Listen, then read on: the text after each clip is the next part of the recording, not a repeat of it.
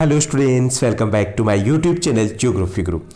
In this episode, we are going to discuss about class 9th English worksheet number 80.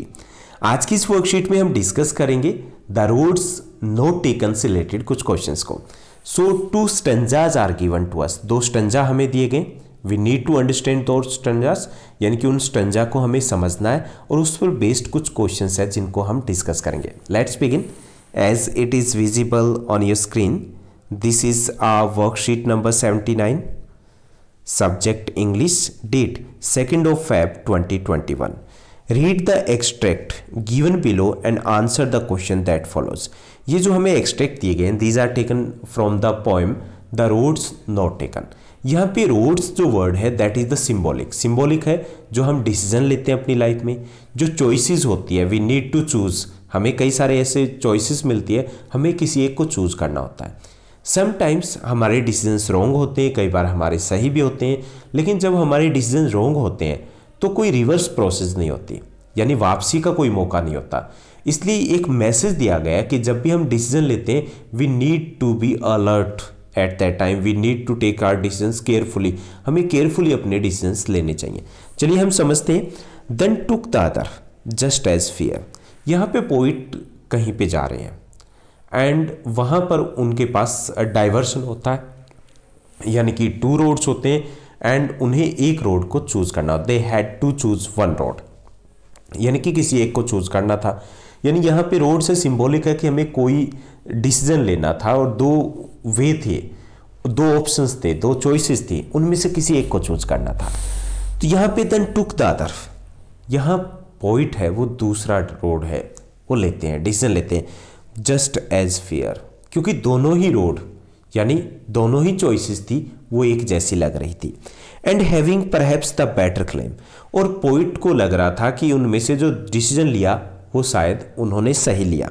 यानी उन्हें जो दो road दिखाई दे रही थी उनमें से दूसरी रोड उन्हें ज़्यादा बेहतर दिखाई दे रही थी. Because it was grassy and wanted wear, क्योंकि उसके ऊपर घास था और ऐसे लग रहा था कि बहुत कम लोग उसके ऊपर चले हों. इट मीन्स दैट कि उन्होंने वो रास्ता चुना जिनको ज़्यादातर लोग नहीं चुन रहे थे. It means that the poet want to do something different, कुछ अलग करना चाहते थे. Okay, so that's why he decided to choose the second road. दूसरा रोड है वो चूज करते हैं. Though as for that the passing there had worn them really about the same. लेकिन जैसे ही वो आगे बढ़े तो उन्हें पता चला कि सब सेम था. ऐसे ही हमारी लाइफ में होता है. When we take the decisions हमें लगता है कि ये बेटर है, लेकिन चैलेंजेस सब में होते हैं. We need to do the hard work in that one. हमें कई सारे चैलेंजेस है उनको फेस करना होता है. कुछ भी ईजी नहीं होता, कुछ भी फ्री नहीं मिलता, कुछ भी ऐसा नहीं होता जो ईजिली हमारे तक पहुंचेगा. हमें वो अचीव करना होता है. तो यहाँ पर भी सिम्बॉलिक वे से कहा गया कि as they move forward they found that both were the same. दोनों सेम थे, क्योंकि कोई भी डिसीजन लेते हैं, कहीं भी कुछ भी हम पाथ चूज करते हैं, वहाँ पर चैलेंजेस होते हैं.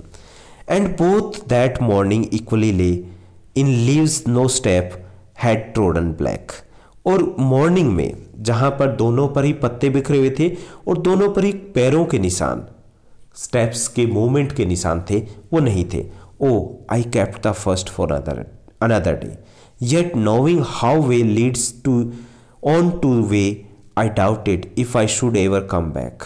और यहाँ पर उसे लगता है, पोइट को, जब डिसीजन ले लिया आगे बढ़ गए, उन्हें लगता है कि दूसरा लेना चाहिए था. हमारे साथ भी ऐसा ही होता है कि when we take the decisions we take carelessly और उसके बाद हम सोचते हैं कि हम दूसरा डिसीजन लें. तो यहाँ पर poet too wanted to take the another one but there was not, they couldn't return, वापस नहीं आ सकते थे. हमारे साथ भी ऐसा होता है कि हम जैसे स्ट्रीम को चूज़ करते हैं या कोई बड़ा डिसीजन लेते हैं, वी टेक दैट डिसीजंस, और जब हम सोचते हैं कि नहीं वो बेटर था, बट हमारे पास उस वक्त चॉइसेस नहीं होते. तो यहाँ पे ये सिंबॉलिक वर्ड यूज़ किया गया है, roads. Roads means our decisions, our choices. और ये ऐसा ही हमारे साथ होता है कि हमें लगता है कि सब कुछ ईजी है, हमें लगता है कि we need to do the different one, हमें लगता है कि हम इस वे से करेंगे, but when we get through that way तो हमें लगता है कि काफ़ी सारे चैलेंजेस हैं, सेम है, और हमें लगता है कि second one was the better choice for us. Okay, now let's move to the question answers. जो क्वेश्चन आंसर्स दिए गए, फर्स्ट जो हमारा क्वेश्चन है, right what is the rhyme scheme of the given stanza. Rhyme scheme क्या है? तो पिछली बार भी एक स्टूडेंट ने ये पूछा था कि राइम स्कीम क्या होती है, कैसे होती है। सो राइम स्कीम का मतलब ये होता है कि जो लास्ट में, जैसे हिंदी में बोलते हैं तुकबंदी, जैसे यहाँ पे देखिए फेयर, फेयर है ना, और यहाँ पे क्लेम है, तो यहाँ पे राइम स्कीम जो फेयर है पहला वर्ड है तो उसको तो यही बोलेंगे, और यहाँ पे डिफरेंट हो गई तो ये बी हो गई। उसके बाद वियर, फेयर से मिल रहा है तो ये भी ए की राइम स्कीम होगी ना। उसके बाद देयर, ये भी ए से मिल रहा है, राइम स्कीम ए होगी। उसके बाद सेम, क्लेम एंड सेम मिल रहा है तो यहाँ पे बी होगा। तो यहाँ इस स्टैंजा की राइम स्कीम क्या हुई, A B A B, A B A B. अब इसमें देखिए इक्वली ले, ले इसको हम ए लेंगे इस स्टैंजा में, ब्लैक ये डिफरेंट है तो ये बी लेंगे, day, lay and day is the same, तुकबंदी है तो यहाँ पे हम इस राइम को ए लेंगे, way that is the same, इसको ए लेंगे, और ये ब्लैक और बेक मिल रहा है तो ये बी होगा। तो यहाँ पर ए बी और यहाँ पर भी ए बी, तो ये राइम स्कीम रहेगी इस स्टैंजा की। तो हमारा ऑप्शन जो रहेगा वो रहेगा A B A B. Okay, उसके बाद सेकंड क्वेश्चन है, the roads have been used as a symbol of, roads है वो किस चीज़ के सिंबल के तौर पर यूज़ किए गए इस पोएम में। So these are used as a symbol of choices made by a person, जो हम अपनी लाइफ में डिसीजन लेते हैं। सेकंड हमारा ऑप्शन रहेगा इसमें करेक्ट।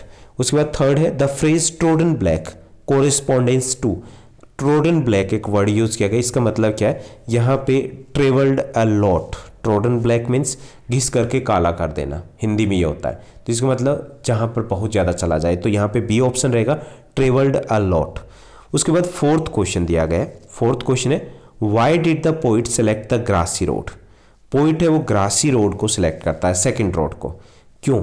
यहाँ पे बी ऑप्शन रहेगा to make a difference, because he knew that, उसे पता था कि इस रास्ते के ऊपर जो ग्रासी रास्ता है शायद ज़्यादा लोग नहीं गए, so he also wanted to take a different route, तो वो भी कुछ अलग करना चाहते थे। So to make a difference he selected the grassy road, वो सेलेक्ट करते हैं। फिफ्थ क्वेश्चन है last one, some of the poetic devices used in the given stanza, कुछ पोइटिक डिवाइसेज यूज किए गए, राइमिंग स्कीम हमने डिस्कस किया है, मेटाफोर भी किया गया क्योंकि सिंबॉलिक है रोड्स यहाँ पर, और एलिट्रेशन भी यूज किया गया काफ़ी बार। तो यहाँ पे हमारा ऑप्शन रहेगा D, all of the above. तो ये थी हमारी आज की काफ़ी इजी वर्कशीट। आई होप आपकी स्टडी बेहतर चल रही होगी, ऐसे ही पढ़ते रहिए, हमारे साथ बने रहिए। अगर ये वीडियो आपको अच्छी लगी तो इस वीडियो को लाइक और शेयर करना मत भूलिएगा। Thank you, bye bye, have a nice day.